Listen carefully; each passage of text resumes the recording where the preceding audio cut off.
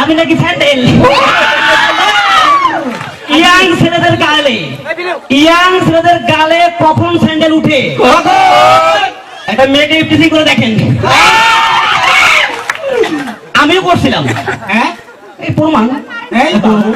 আমি যতগুলো মেয়েকে ইফটিজিং করছি আমার শরীরে ততগুলো স্যান্ডেল রয়েছে। বলুন তো কিভাবে? ওই সমস্ত মেয়ের ছোট ভাইরা আমাকে স্যান্ডেল খুলে মারতে আসছে, আমি তো বাম হাতে ধরছি, নিয়ে চলে আসছি। আমাদের তপনদাকে দেখলাম ওই গ্রামের পাড়ায় মহল্লায় গলায় ওই স্যান্ডেলের মালা দিয়ে ঘুরতেছে। আরাম দাদা, আপনি এই পাড়ায় মহল্লায় সবার সামনে এই স্যান্ডেলের মালা গলায় দিয়ে ঘুরতেছেন কেন? বলছে না রে, আমার নির্বাচনী মার্কা স্যান্ডেল। দাদা, আপনি যদি নির্বাচনে যেতেন তাহলে কি করবেন? আচ্ছা, কি আর করবো, প্রত্যেকটা জনগণকে স্যান্ডেল তুলে কথা বলার অধিকার দেব। দাদা, আপনি যদি হেরে যান তাহলে কি করবেন? বলতে হারলে আর কি করবো, ওই যা কথা তো এখনই করতেছি।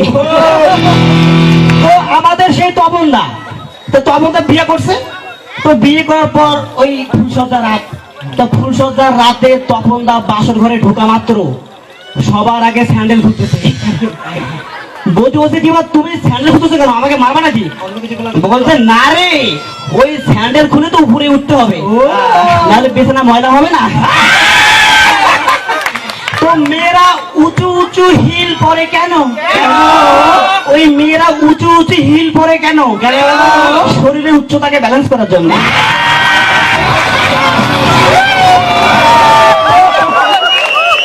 একটা ছেলে স্যান্ডেল একটা মেয়ে স্যান্ডেলকে বিয়ে করছে, আবার একটা মেয়ে স্যান্ডেল একটা ছেলে স্যান্ডেলকে বিয়ে করছে।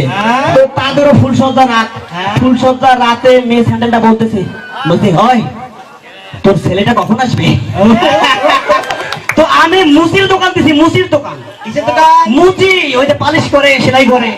তো একটা তাগড়া মোটা মেয়ে ওই হেলিয়ে দুলিয়ে আমার সামনে আসছে, বলছে এই যে মামা, আমার স্যান্ডেলটা একটু সেলাই করে দিন। আপনার এই স্যান্ডেল সেলাই করা যাবে না। কেন? আপনার স্যান্ডেলের তলায় কি সব ভরছে, ধুয়ে নিয়ে আসুন।